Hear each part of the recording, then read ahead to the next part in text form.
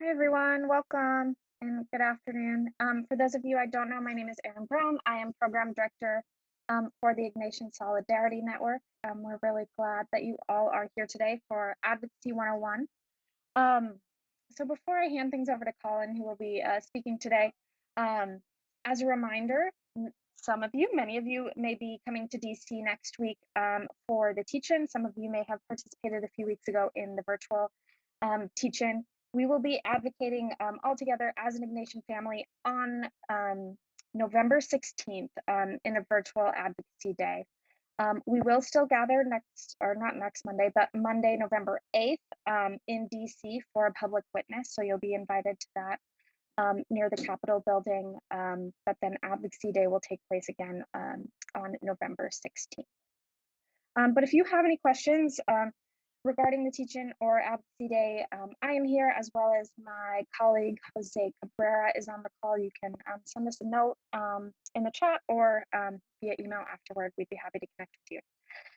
But without further ado, I'm going to hand things over to Colin Longmore, who is here with us from Network and going to share with us Advocacy 101 today. Awesome. Thanks, Erin. I'm going to share my screen, and I'm doing it on a single screen, so I'm going to have to do a little bit of a portion thing, but give me a second as I adjust this. Excellent. All right. How does that look on everyone's radar? Good. All right. So welcome all. Thank you once again for joining us today.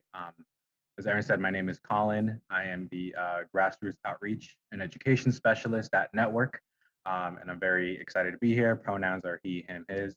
I'm curious as to see where everyone is calling from. So if you could, in the chat, type in maybe what geographic location you're calling from, if maybe what school or institution you're with as well, just to kind of get a sense of who we have all on the call today. So go ahead and send it into the chat and we can see who we have today. Awesome, we got Detroit in the house, Loyola, New York, Philly, New York, excellent. Very excited. Well, welcome all wherever it is that you're calling from. I'm currently in Washington, DC. And again, very happy to see so many folks from all over, Denver as well. Awesome, some more New York. All right, I love it. Very cool. As we begin, we're going to be talking about Advocacy 101 and more specifically, how to have a successful lobby visit. So we will be talking about some tips and tricks on how to have a lobby visit, not just in person, but also over Zoom, because as we know in the new COVID reality, things are a little bit different and things are shifting, and maybe you'll have an in-person lobby visit, which is amazing, or maybe you'll do one over Zoom, which is just as powerful as well. So with that, I think we'll go ahead and get started. We are Network. Network is a federal Catholic lobbying organization. We're the only federal Catholic lobbying organization, even though there are many, many Catholic nonprofits and other groups that offer direct services and advocacy at the state level. But we really do focus on that federal level work. There's some folks here on our the photos that we have on this slide, like Meg, who's our director for grassroots teaching on the left, some people at our May Day March in the middle a couple of years ago, and then our previous director, Sister Simone, which you can see on the picture at the very right of the picture as well, there with Senator Gillibrand from New York. But as I said before, what we do is we educate, we organize, and we lobby for economic and social transformation. We were founded in the 1970s by progressive Catholic nuns, and we value women's leadership. We welcome people from secular and religious backgrounds and affirm members of the LGBTQ+ community, as well as engaging in the ongoing work of becoming a multicultural and anti-racist organization. A little bit about the work that we do. Our current justice agenda that we have is called Build Anew, where the policy agenda that we are advocating for. We have 4 cornerstones based off of this policy, and that's to 1, dismantle systemic racism, 2, cultivate inclusive community, root our economy in solidarity, and finally, transform our politics as well. We have a Pope Francis quote in here, because you can never go wrong with a Pope Francis quote. But it's that hope would have us recognize that there is always a way out and that we can always redirect our steps. We can always do something to solve our problems. And it's in this hope that we can and we must build anew. And that really is looking at a couple of policy areas that we focus on, particularly our healthcare, our housing and food policies, our tax policies, our democracy work, immigration and justice systems, and our economic security as well. So that's a little bit about us and our current Build Anew policy agenda for all. So about today, we are going to be discussing a couple different things. Just what an overview of what advocacy is. I'm sure some of y'all have some really great ideas on what advocacy is and maybe some great experience with advocacy too. We're going to talk a little bit about why lobbying is important and that tactic in particular. And then we're going to prepare you for your lobby visit as well, whether that's in person, whether that's going to be online. No matter how that's going to be, we want to make sure that you are prepared and feel confident to be able to add your voice into this work of justice that we're going to be doing all together. All right, so number one, we're going to kick off with a question, and I'd love to see again typed into the chat your best answers. What do you think of when you think of the word advocacy or advocate? It could be a word, it could be a sentence, it could be a person, a place, or a thing. But go ahead and type into the chat.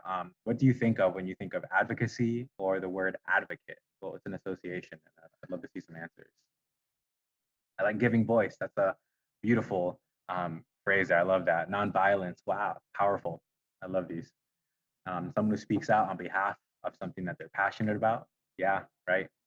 Voice for the voiceless, standing up for communities. These are great. Service, community. Wow, creating change. Awesome. I love these answers. Thank you. Community service, supporter, using voice, depending on the identity, disruption, speaking truth. Excellent. Thank you so much for all these answers. We have our definitions that we have here at Network about advocacy. And what we're talking about is basically public support for promotion of and championing of policies that will benefit and or improve the lives of certain populations. We also talk about actions that aim to influence the decisions within political, economic, or social systems or institutions.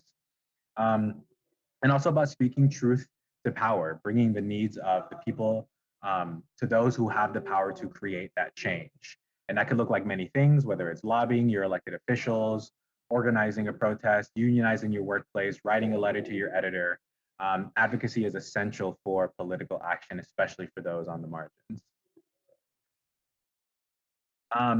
Now, I'd actually love to hear someone, if you could do the raise a hand feature and I'll call on someone if you're feeling brave.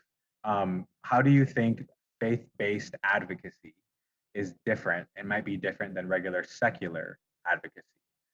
If someone's feeling brave, I'd love to hear you actually share it out loud. And anyone want to take a stab at what they think makes faith-based advocacy differ from secular advocacy?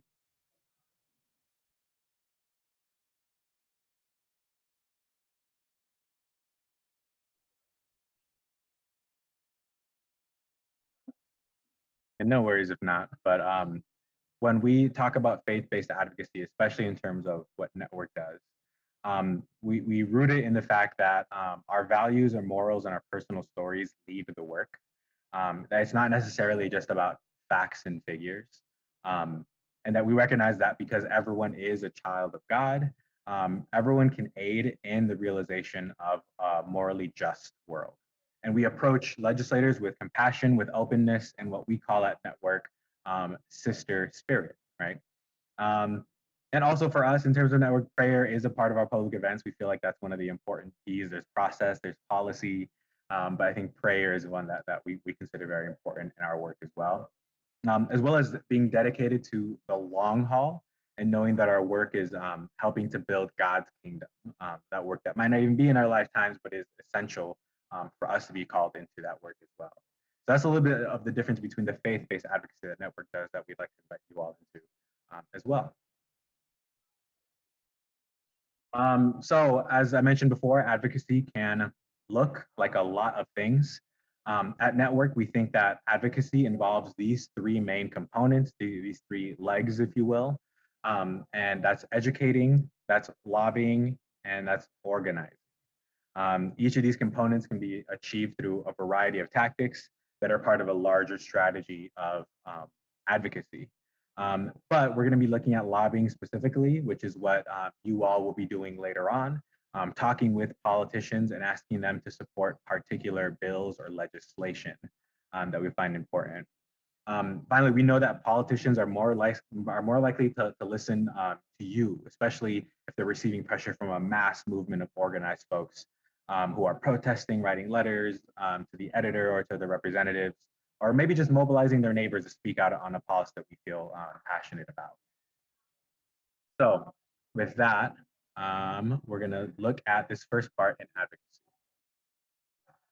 Okay, so with lobbying, what we really just mean is the idea of educating and influencing an elected official so that they will support or oppose a legislation to make this a more just society. And it does involve the process of providing and gathering information on an issue so that that official will be able to make that decision from whatever value where it is that we're coming from. Oftentimes we think of lobbying as like a professional position, someone with a suit and tie that's out in DC, but really anyone can be a lobbyist. If you are a constituent of a representative, you can participate in this action of lobbying. And I know some folks in here have already done that as well. It's part of the tactics that we have of influencing our members of Congress. We see things like letters to the editor, op-eds, email campaigns, social media posts, which are all very key in the written. But then there's the in-person aspect, which does include the phone calls, the town halls, in-district meetings, Capitol visits, which is what we're going to be focusing on, is our Capitol visits. And when I say Capitol visits, just as a note, again, some folks are able to do an in-person meeting, and that's an awesome opportunity. I'm very glad they're able to do that. Some folks are going to be doing theirs virtually online, and that's just as powerful. So I don't want folks to think as we kind of go into it that like, oh, we only have a virtual meeting or we're in person. Both are very powerful and key ways to be able to advocate for our particular issues. And looking into that specifically, this is a chart from the Congressional Management Foundation. It's from 2015, but I honestly feel like it only has become more true with the COVID reality. But when we see there's a question asked, and they said that if you to staff on the Hill, right? And they said that if your member or your senator has not already arrived at a firm decision on an issue, how much influence might the following tactic of advocacy directed to their Washington office, right, have on his or her decision on that issue if they haven't made up their mind? And when we look at the different ones, we see the amount of positive influence that goes all the way from the bottom to like a form email message that folks just send out, to a visit from a lobbyist, to writing letters to the editors, phone calls. But at the very top, we really have that most powerful is that issue visit by a constituent. And that in person doesn't just mean being there physically, it's just as valid being over Zoom. Our representatives want to know what the lived realities are of their constituents and whether they can visit in person, whether that visit is over Zoom. It's something that folks want to see regardless.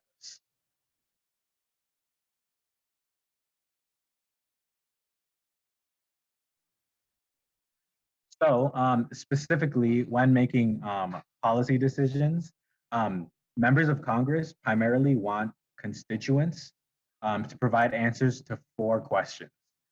What actions do constituents want me to take? 2, why do constituents want me to do that decision? What are the current or the potential local impacts? And finally, what are constituents' personal stories and connections to this policy? The graph here shows that constituents are not really delivering what members of Congress want. The dark blue represents what is wanted, and the light blue represents what is being received. So there is a disconnect between what members of Congress want and what they're actually receiving, which is that information that would have on a specific district, on a specific community, and on specific members. which is what we want to bring into when we talk about our lobby.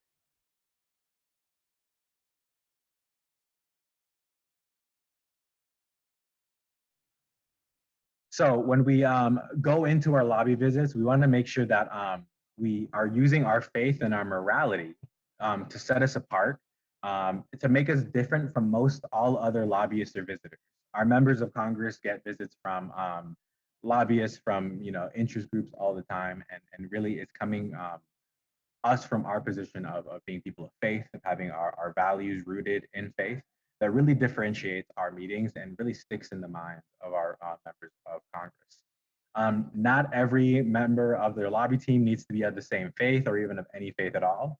But if you're able to come from that place, it's very powerful, especially if it's an interfaith group, right? Let's say there are folks that maybe are not Catholic or Jesuit, but having that interfaith component to it can be a powerful thing. So not feeling like that puts us at a disadvantage. Um, and when speaking about our faith during a lobby visit, it is important that we only speak about our faith authentically, meaning to not like force anything. Obviously, like don't like break out into speaking in tongues or anything, but sharing from an authentic place of where our faith is and how that was born. Of course, I have the awesome Dorothy Day here, who was born in 1897 in Brooklyn, and she was, a U.S.-based writer, political radical, a Catholic convert, who famously founded the Catholic Worker Movement. She's which is a progressive Catholic paper as well that advanced Catholic vision of social justice. And besides her journalistic work, she actively participated in labor movements and women's suffrage movements, particularly through that nonviolent direct action. But that's a beautiful example that we have of that faith-based advocacy and how we can see that being lived out in real time. Another aspect of our lobby visits that we want to keep in the forefront of our mind is the concept of storytelling. Unlike maybe a professional lobbyist or a corporate lobbyist who might meet with your member, they'll usually focus on things that are like detached, like data and theoretical. Apologies, sorry, there's some. But those are really detached, right? If we talk about data or theoreticals about a specific issue, those are things that, yeah, can be influential, but are detached from the actual lived realities of those in the members' constituents and in their communities. Um, if you are able to talk about the real impacts of policies in your community or in those that that's way more powerful for our members, and they want to hear that. This is a perspective that is new and vital to a member. And while a staff member may be able to argue, about data or about theoreticals or provide an alternative fact or something, there is no way to dispute an experience. So that is a real lived reality that we base our positions on. So whenever we encourage folks to tell a story. And if we're talking about and preparing for our lobby visit, to make sure that we have our stories that either we've lived or those that we know at the forefront so we can lead with those during our meetings. As a pro tip, be sure to get permission if you're going to share a story about someone who is not you, to share that story, right? And when you do, let's say you get permission about share someone else's story, make sure to use that person's name. Make sure you bring up something like I have a friend, and let's call her Claire, maybe, right? To maybe to really root it in saying that this is a lived experience and it's not just something being made up, but coming from our real place.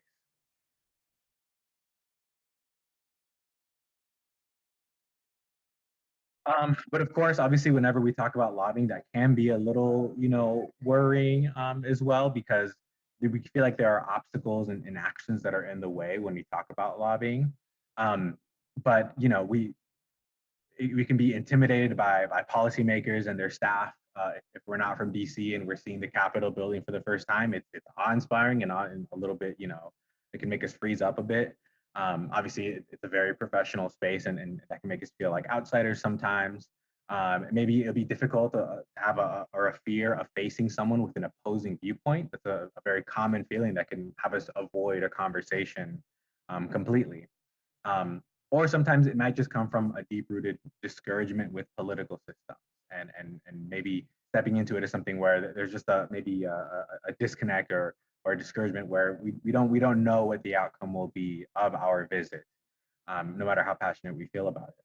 But we do have to realize that we, the people, own the buildings. You know, we elect the leaders, and we have the right and the duty to participate in that policy making process. Um, we don't have to be experts in any particular policy. Sharing our personal experience, which we are experts in, is just as important, and really is about all what we're trying to accomplish during a lobby visit. Um, when we talk about being nervous about seeing an opposing viewpoint of someone, that's an opportunity for us to be able to grow as well, to be able to see things differently, maybe hearing the wisdom of folks, of them bringing that from that issue, and finding where that common ground is between maybe our view and theirs. There's a lot that we can learn from sharing those experiences, and how we can invite them to look at an issue from a perspective, from your own values, from your own research, from your own experience. Again, practicing what we call sister spirit, of being open, of being, really passionate about it as well, but having that openness and that flexibility to be able to, even when we meet resistance, to have that with that joyful gospel hope. And oftentimes, again, if there is like a discouragement with political systems, the important thing is to always look back into history as well, or to read the stories of those that came before us, to be reminded of, the story of women's suffrage, of the civil rights movement, and knowing that working for justice can be, and normally is, a lengthy process. But the rewards are great, and oftentimes it's not a reward that we reap, but it's for those that come later, that we put in that work, even if we're not going to get an immediate response from that action. It's that incremental success to help broaden our view of success as well. All right. So we are now going to start getting into the nitty gritty of preparing how to lobby. These are going to be tips and tricks that are good for in-person meetings, but also for virtual meetings as well. So before we start with any kind of lobby visit, we recommend, obviously, the folks decide on a specific issue or a small set of connected issues to discuss. I believe we're going to have those during, your preparation for your lobby visit, but going in there very focused on what that topic is, to be best prepared.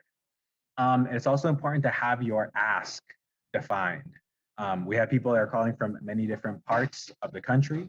So our ask that we have for our member might be different from a person from another state. Some folks support something and you want them to maybe continue to support. Maybe your ask is to, we want you to co-sign the bill as well. You've indicated support, but we want you to co-sign now. Maybe there's someone who is just completely against that policy, and you want them to be someone that, like, hey, maybe consider being someone that can co-sign or sign on as well. So really making sure that you are clear with the ask based off who your member is, what area that is that you're coming from. Of course, it's important to make sure that we research our issue, which is part of the policy briefing that we'll be able to have as well, and to also have that research on your member of Congress, keeping those contexts in mind when you're meeting with a member. Are they up for re-election soon? Are they facing maybe pressure and in their in their community? Are they very, very popular in their community? um, Having that information on your member of Congress, their voting record, how they voted on certain issues, if we've seen a change in progression in how they vote, those things are important to be informed of as we go into it as well, which will be part of that preparation too. If you're going in with a group that is maybe slightly larger, it is great to divide up what each person will say in the meeting and to have that planned out beforehand. And as well, to prepare any materials that you want to leave behind for the office to review. So something to keep the conversation going and to continue the relationship as well. It's, what we call leave behinds. And then, of course, practicing your talking points and preparing for a conversation. A lobby visit really should be a dialogue, a back and forth, more than just two monologues, right? So this is a little bit of the work that we do before we even dive into our lobby. Next, we're looking at when we arrive. So this is going to be covering both, again, the in-person visits, but then also some options if we're doing ours online. When you are arriving for your lobby visit, if you are in person, It's always good to meet with your entire team outside of the office. You'll probably be in a crowded hallway. You're probably on the steps about to jump on as well. But meet out wherever it is that you can for at least 10 minutes before the scheduled meeting so that everyone can be in the same position. If you are doing your visit over Zoom, consider if you are the host of the Zoom meeting, consider logging on like 10 minutes early. And if you are the host of that meeting and gathering with your team that way. If you're not, consider making a separate Zoom call before the meeting time. So let's say like 30 minutes before or 45 minutes before, so that everyone can log on, have a time to be able to connect, at least somewhat in person before they jump together into the main actual Zoom call together. What we recommend is making sure that you silence your phones if you're at an in-person meeting, like everything. We don't want our phones going off, distracting us. If you are have your meeting that is virtual over Zoom, close out all windows and all other applications because those can also, chime in, all the bells, all the whistles, it distracts us. And something that can already be a little bit of a nerve-wracking task of maybe talking to your member for the first time. We don't want to get thrown off by an email that comes in or a ping from a message or something. So it's always best to just make sure we close out all applications and all windows if we're doing our visit online. If you're meeting in person, have one member introduce the group to the person, whether it's at the front desk or wherever it is that you're checking in for meeting with your representative. But normally, if it's on Zoom, you'll meet with a staff person first, and then they'll either bring on the member later on, and usually they'll pop in at some other point during the call, or it might just be with that member or the legislative aide or the legislative director with who you're speaking on. But again, have that one person that is that designated introducer of the group. Use the group name that wherever who you're with and the staffer's name and the scheduled meeting time. That you might in person you might be asked to sign in. So make sure that you use the address when you sign in person. Use the address that you're registered to vote with. Again, those that are based off of the constituency. So keeping those in mind. And then pro tip, whether this is in person or whether this is over Zoom, make sure to ask the staffer at the beginning of the meeting how much time they have to have the conversation. Even if you had a set amount of time that was agreed on before, it's always good to check in right when you start the lobby visit. Say, hey, we had this much time planned out. Is this still the goal? Is this still what we're looking at? Just because things change so quickly, especially now, with the recovery package and everything going, things shift often. So we want to make sure that we are at least are clear about how much time is available to us when we're there to respect that time. And obviously, sometimes you'll get like, things shrunk. We might have to condense this down a little bit. Sometimes you'll have someone be like, we have all the time in the world. Like, let's dive into it as well. So some notes about what happens when you arrive to your next, we're just going to have a brief overview of the lobby meeting order. This is similar whether you are in person or whether you are having your lobby visit over Zoom. Start off with a brief introduction for yourself. If you are doing it over Zoom, you can have folks type into the chat as we did today, where they're from, where they're calling from, and then just do a round robin of names to make sure that we're, are moving quickly and avoiding any like, you got to unmute or X, Y, or Z. Let the staff member know that you're a constituent and where it is that you're from. And it's always good to start off with saying something positive about the member, which might require some research. Hey, member X, right? Let's say for me, I'm meeting Katie Porter. Hi, Representative Porter. I want to thank you for the work that you've done in helping working mothers. That's been very key for our district. And I know there's been many families that have benefited from that. Maybe researching a recent vote that a member has done and being able to just start off with something positive so that the conversation can start on a good note, right? Next, introduce the issues that you're lobbying on. And again, framing this with that faith and moral component. So we're here because we're speaking about X issue and maybe referencing Catholic social teaching or the Beatitudes or something to be able to frame whatever it is the issue that we're bringing up during that time.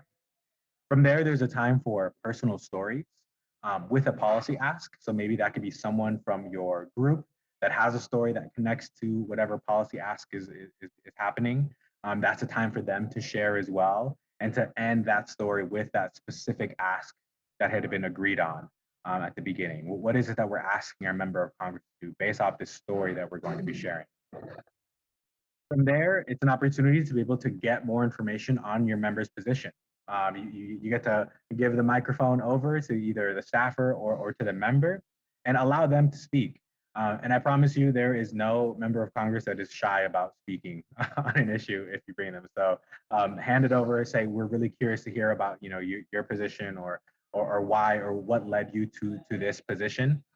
And oftentimes that's very very powerful, and oftentimes you have to keep in mind a time limit as well, so that they don't necessarily take up the whole time. Because sometimes you'll get some members that like to talk a lot about. Um, Afterwards, that's the time to be able to respond to maybe any pushbacks or concerns that you might hear from the person at the office. And again, doing so in a place where you're rooting it from your experience and from your faith and values, right? So that you can say, okay, well, I hear this, maybe this is a pushback on something that we said, but coming from our faith, here's why we strongly believe X, Y, or Z. You always want to end with repeating your ask, so that is the most clear part of what it is that you're sharing in your meeting. Whether it's to support a legislation, whether it's to oppose a legislation, whether it's to sign on, whether it's to just reconsider a thought.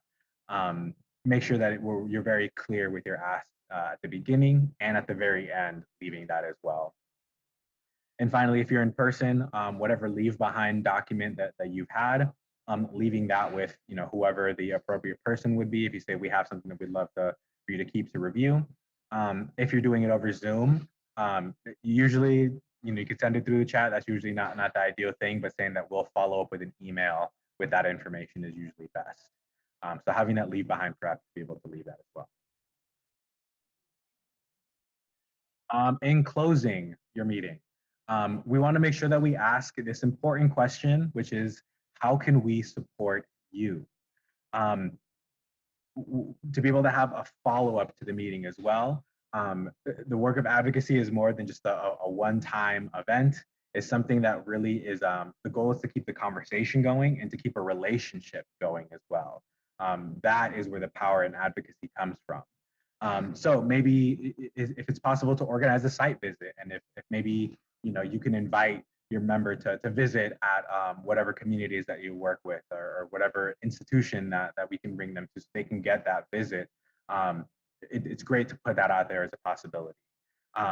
Maybe asking if the staff would like to sign up for your organization or your group's newsletter. If you have any kind of information that goes out consistently, they always want to keep their ear out to know what's happening in their community.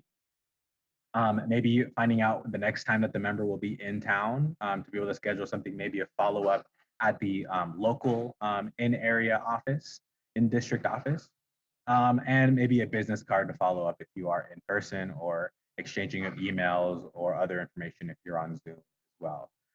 Just the goal basically at the closing is to be able to establish a relationship, because that's where the real power in a lobby visit comes from, is the creating a relationship with our members.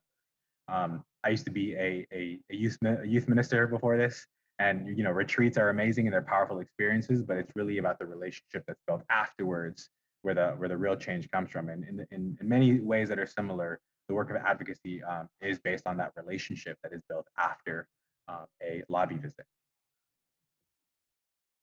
A couple of notes now in the COVID era lobby tips that we have found best from our experience. One is to kind of give Zoom its due on this, in that it's allowed. Oh, apologies. Okay, sorry about that. There's some banging. Zoom allows greater accessibility for constituents. There's been so many of the visits that we've had that have many first-time constituents visiting and doing a lobby visit for the first time. That's been great for the members and great for constituents. So there has been some real positives that have come from Zoom. So something to just keep in mind. Next, if you're scheduling, and again, this will be depending on each office, we recommend at least 2 weeks prior, providing and also providing a Zoom link and a calendar invite to the member, so it's one less thing on their plate. Next, you want to make sure to introduce your constituents, whoever's going to be on the call, by email before, if it's possible. During the Zoom call, it's easier to just have everyone put in the names and locations into the chat and kind of round robin it at the beginning to save some time over Zoom, because we know that it can usually delay as well. And then also with Zoom, the great thing is that you can honestly pack a whole room way more than would be allowed if we were to do in person. You can really just rally a group to be present. But even if it is a larger group, we recommend that we only have, the 3 to 4 speakers with their different parts that they prepared for. And finally, a very important point, the question will invariably come up, how are you handling the pandemic? How has everything been? And when those questions get brought up, it's important that we answer the questions within a policy context, connecting it back to the regular conversation. It's tempting to want to share from our lives as well, but making sure that it always is flowing through that lens of the policy context that we're looking at. Some tips about tone when we're speaking with our members. We want to avoid direct antagonism in our criticism, about making someone out to be the villain in any kind of dynamic. Again, the goal is to continue a conversation, and having, direct antagonism is a way that really cuts off conversation and cuts off our relationship, even with a member that might be completely opposed to the position that we're in. Being polite but firm when explaining our position and our proposed solution, especially if what we're sharing is coming from that place of personal experience. Being firm about that. No, this is truly what our experience has been, and being confident in those things as well. Obviously, with polite. Making sure to obviously ask serious questions, something to keep in mind, especially when we're working with teens or younger folks. And to not be afraid to say things like, I don't know, or can I get back to you, right? And any of the answers that we have, to not make up anything.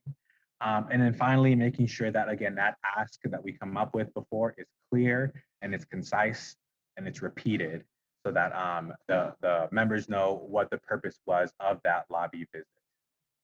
Other people that visit them for lobbying are very clear and they're not shy to make their ask known. So make sure that you have your ask known as well. So some finishing touches. It's always good, again, to thank the member or the staffer for their time. We recommend taking a picture with your member of Congress or the staffer, and to share it on social media if you want to put IFTJ's hashtag, or just for your own group. If you do it on Zoom, obviously doing the screenshot is always a great way to do it as well. Afterwards, making sure that there's a time scheduled to debrief with the group. What did we hear? What went well? What are some things that maybe we'll do differently next time? Just a good time to process, especially if there's a lot of first-time lobbyists in your group. Make sure that there's a person designated to send a thank you email within 24 hours of the meeting. That should be a thank you that, again, repeats the ask and makes it clear. And that includes maybe any information that was promised, like any leave behinds. Even if you left one in person, including that into the email as well as an attachment is a great way to, again, make the ask clear at the end. Afterwards, we recommend that you continue to watch your member of Congress, continue to hold them accountable, both in the positive and both in the times where there's challenges. And then make sure, of course, that you report back to ISN or any other group that you're working with for that lobby visit. So again, just a little bit of the finishing touches that we recommend for the end of a lobby visit. But yes, that's basically it. And with that, I want to thank you all for having this time with me, and I hope it was informative. I think we have time for questions though next, right, Erin? Yeah, we do. If anyone has questions, go ahead.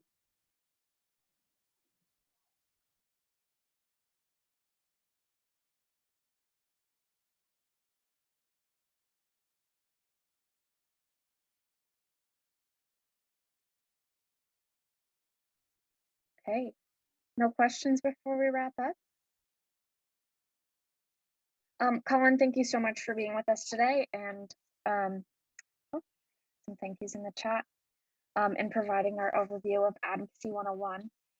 As a reminder to the rest of you on this call, tomorrow we will have another webinar at the same time, 3 p.m. Eastern. It will be a policy overview regarding migration. And then on Thursday, again at 3 p.m. Eastern, there will be a policy overview for ecology and environmental policies. So we hope that you'll join us again. If you can't make it, all of these webinars will be recorded and we will be adding them to the IFTJ advocacy website, so you can check there too. But without, yeah, I won't hold you all any longer, but thank you again for being here. Thanks again, Colin.